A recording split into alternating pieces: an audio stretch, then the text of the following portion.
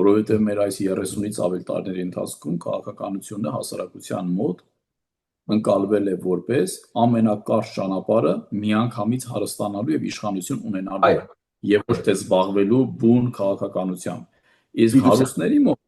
Իսկ հարուստների կամ տնտեսական կապիտալ ունեցողների մոտ քաղաքականությունը ընկալվել է կարևոր միջոց, որով իրենք կարողանան երաշխավորել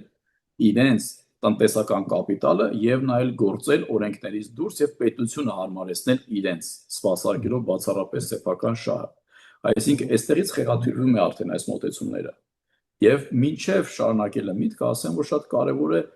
սահմանել նաեւ ինչ է քաղաքականությունը։ Այսօր մարդիկ քաղաքականություն ասելով պատկերացնում են միայն փողկապ եւ Մասի Սարի ֆոնին նկար եւ պատգամավորության տեխնացու։ Քաղաքականությունը դրա մասին չէ միայն։ Քաղաքականությունը հանրային կյանքի կազմակերպման ձևի եւ բովանդակության մասին է։ Ինչ միջավայրում ես պիտի ապրեմ, իմ բակից սկսած,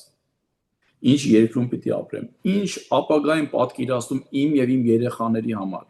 Եվ սրանից հետո գալիս է մյուս մահացու թեզը, որը բնորոշ է երրորդ աշխարհի պետություններին, այնպեսին ինչպեսին մենք ենք, որ ասում են քաղաքականությամբ զբաղվելը անբարոյականություն է։ Ես միշտ սրա զուգահեռ եմ տանում մշակույթի հետ ասելով, քանի եթե 30-ից ավել տարիներ քաղաքականությամբ, քաղաքական տեսանկյունից զբաղվել են անբարոյականներ, դա չի նշանակում, որ քաղաքականությունը անբարոյական է։ Հակառակը, քաղաքականությունը